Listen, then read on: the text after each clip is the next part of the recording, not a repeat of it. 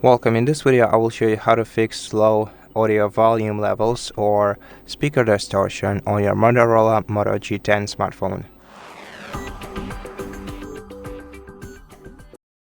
To check specific audio volumes on your smartphone, go to Settings, then in Settings select Sound, and here you will see the mixer with all kinds of volumes. For example, here we have media volume, call volume, ring and notification volume, and alarm volume, and we can change them manually in here.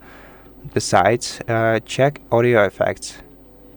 Now you can either change to a different audio effect preset in here, or you can disable audio effects at all, and it might also improve your situation.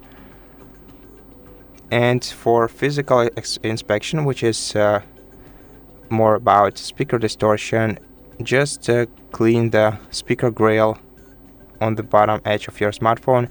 To do that, only use a soft brush and do not use any conductive, any metallic tools, especially do not insert anything metallic in here.